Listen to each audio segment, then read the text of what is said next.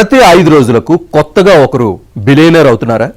ఆసియాలోనే సంపద సృష్టించే నగరంగా భారత్ మారుతోందా?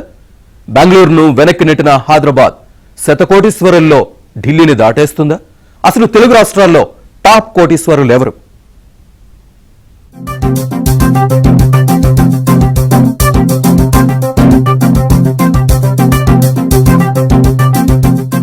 హిండెన్బర్గ్ రీసెర్చ్ సంస్థ సంచలన కథనం. సంపద ఆవిరైనా మళ్లీ సంపాదనలో దూసుకుపోయారు. దేశంలోనే అత్యధిక సంపద కలిగిన వ్యక్తిగా మళ్లీ Adani group of companies chairman Gautam Adani నిలిచారు. ఈ విషయాన్ని హురూన్ ఇండియా రిస్ట్ లిస్ట్ 2024లో వెల్లడైంది. ఈయన నికర సంపద విలువ గతేడాదిలో 90% పెరిగి 11.6 లక్షల కోట్లకు చేరటమే ఇందుకు కారణం. గుజరాత్ కి చెందిన Reliance industries chairman Mukesh Ambani నికర విలువ 25% వృద్ధితో 10.14 లక్షల కోట్లకు చేరటంతో ఆయన రెండో స్థానంలో నిలిచారు. 2023 నాటి నివేదికలో అదానీ సంపద విలువ 57% తగ్గి 4.7 లక్షల కోట్లకు పరిమితమైంది. అప్పుడు ముఖేష్ అంబానీ సంపద 8.8 లక్షల కోట్లుగా ఉంది. 2014 నివేదికలో చూస్తే అదానీ సంపద 44,000 కోట్లే. దేశీయ అగ్రగామి కుబేరుల్లో అప్పుడు ఆయన 10వ స్థానంలో ఉన్నారు. తాజా జాబితాలో మాత్రం నెంబర్ 1 స్థానానికి దూసుకెళ్లారు. తాజా జాబితా ప్రకారం హెచ్సీఎల్ కు చెందిన శివనాడార్ కుటుంబం ఒక స్థానాన్ని మెరుగుపరుచుకుని 3.14 లక్షల కోట్లతో 3వ స్థానంలోకి చేరింది.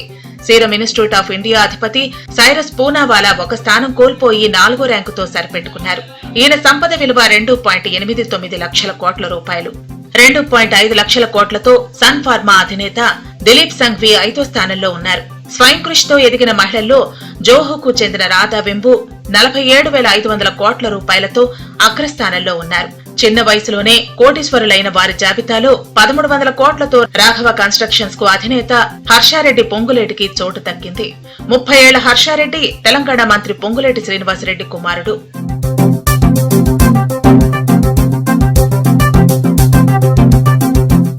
సో ఇండియా ఈజ్ షైనింగ్ అని చెప్పడానికి ఎటువంటి సందేహం లేదు. సో మనకి బెంగళూరు కన్నా హైదరాబాద్ లోనే ఉన్నారు. సో అందరూ కూడా కర్ణాటక గవర్నమెంట్ ఫెయిల్యూర్ అని అలానే మనకి ఇన్ఫోసిస్ సిఎఫ్ఓ కమెంట్ చేశారు.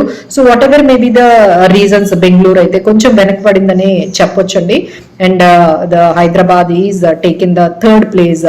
ఆ తర్వాత మనం చూసుకున్నట్లయితే సో బాంబే, న్యూఢిల్లీ అండ్ హైదరాబాద్, బెంగళూరు తర్వాత మనకి చెన్నై, కోల్కతా, అహ్మదాబాద్ అని చెప్పొచ్చు.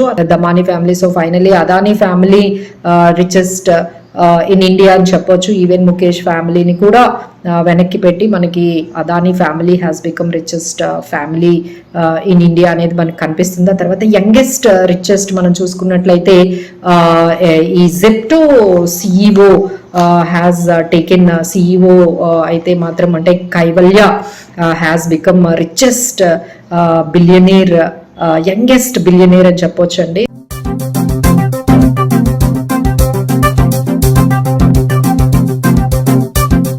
హురూన్ ఇండియా రిచ్ లిస్ట్ 2024 జాబితా ప్రకారం భారతదేశంలో అత్యధిక సంపన్నులు కలిగిన నగరాల్లో హైదరాబాద్ దూసుకెళ్తోంది. దేశంలోనే ఎక్కువ మంది సంపన్నులున్న నగరాల జాబితాలో మొదటి స్థానంలో 386 మందితో ముంబై, 217 మందితో ఢిల్లీ, 2, 3 స్థానంలో హైదరాబాద్ నగరం నిలిచింది. హైదరాబాద్ లో 104 మంది సంపన్నులు ఉన్నారు. కుబేరుల జాబితాలో 17 మంది కొత్తగా హైదరాబాద్ నుంచే చేరారు. తెలుగు రాష్ట్రాల్లో అత్యధిక సంపద దివీస్ ల్యాబొరేటరీస్ వ్యవస్థాపకుడు మురళీదేవి నిలిచారు. ఆయన సంపద 76,100 కోట్లు. 2-3 స్థానాల్లో మేఘా ఇంజనీరింగ్ కంపెనీ అధినేతలు పిచ్చిరెడ్డి, కృష్ణారెడ్డి నిలిచారు. 29,000 కోట్ల సంపదతో పార్థసారథి రెడ్డి 4వ స్థానం దక్కించుకున్నారు. అపర్ణ కన్స్ట్రక్షన్స్ కి చెందిన సుబ్రహ్మణ్యం రెడ్డి, వెంకటేశ్వర రెడ్డి తెలుగు రాష్ట్రాల్లో 5, 6 స్థానాలను కైవసం చేసుకున్నారు. ఎంఎస్ఎన్ ల్యాబ్స్ సత్యనారాయణ రెడ్డి కుటుంబానికి 18,500 కోట్ల సంపద ఉన్నట్లు తేల్చారు. మై హోమ్స్ ఇండస్ట్రీస్ అధినేత జూపల్లి రామేశ్వరరావు సంపద 18,400 కోట్లు. 9వ స్థానంలో రెడ్డిస్ ల్యాబ్ సతీష్ రెడ్డి, 10వ స్థానంలో బయోలాజికల్ ఈ మహిమ దాట్లా నిలిచింది.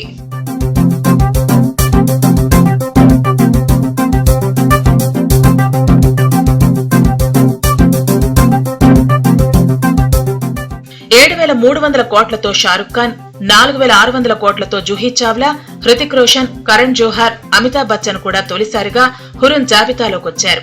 16 మంది వృత్తి నిపుణులు కూడా తొలిసారిగా నివేదికలో చోటు సంపాదించగలిగారు. వీరిలో అరిస్టా నెట్వర్క్ సీఈఓ జయశ్రీ ఉల్లాల్ సంపద 32,000 కోట్లు, డీమార్ట్ సీఈఓ నవీల్ సంపద 6,900 కోట్లుగా తేలింది. 1000 కోట్ల నికర సంపద పైబడిన భారతీయులతో రూపొందించిన ఈ జాబితాలోకి గతేడాదితో పోలిస్తే కొత్తగా 220 మంది చేరారు.